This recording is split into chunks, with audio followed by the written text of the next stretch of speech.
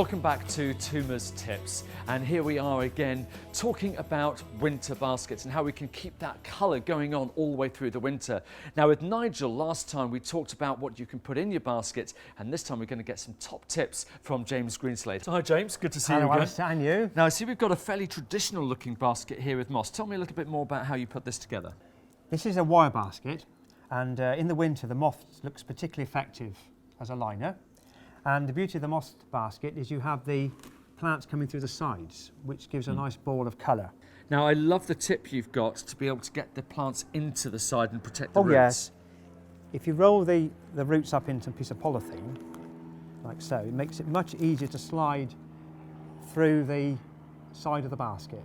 And that saves the roots from being damaged. That's right. Excellent. It works well. Great. Now that looks lovely, really effective with all of that colour, but of course a lot more work involved. Yes. And we covered with Nigel the other time one of these baskets, which is a little bit quicker to put together, isn't it? Yep, the wicker basket, but it's still important to follow a few basic principles to get the best results. Right.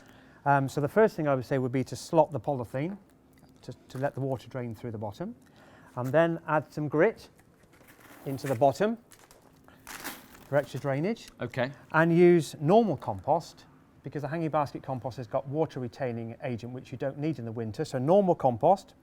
And to give a really good background feed, particularly a kick in the spring, we recommend using the slow release granules. So you can put a bit of that in with the compost, and that'll keep the plants happy all the way through. So it's actually quite a different focus in the winter to the summer in terms of keeping the moisture in there and the feeding, isn't it? Yes, it's not so important to trap the water as it would be in the summer, because you can add water but you can't take it away. So you've got 8 months for a winter hanging basket from October to May, so it's a nice long time to be looking up there. And great value you get out of that, because of course you've got lots of plants. And we talked a little bit with Nigel last time about how to put this together. And we've got some great ideas here with plants. Maybe just very quickly talk through us your take on that. I mean, the basic plants are violas and pansies, but the cyclamen are very popular. Particularly this time of year, they give a lot of bright colour, but they made off in a really bad winter. So you've got other things to take over in the spring. And again, I love the idea of putting bulbs in there and let them come up through. That's the classic surprise, really, with a winter basket. You just pop them in the bottom at the end of the winter. It comes up and it adds an extra tier of colour. So you've got daffodils, dwarf, tulips, crocus.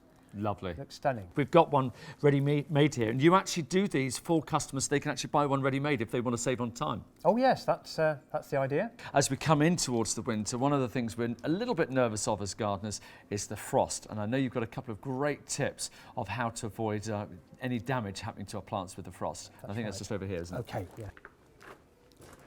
Well, here's the fleece, Alistair, which is great for protecting plants in the winter, particularly against cold winds, stop a lot of burn and scorch.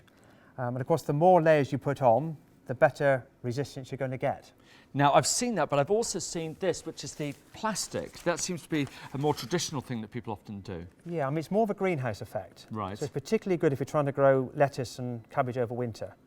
But you've got to remember to take it away if it's a nice warm sunny day so it doesn't get too hot. James, thanks again, fantastic tips. And you can get more tips on the website below and watch all of our videos. There's lots there for you as well. So enjoy, we'll be back soon with more Toomers Tips.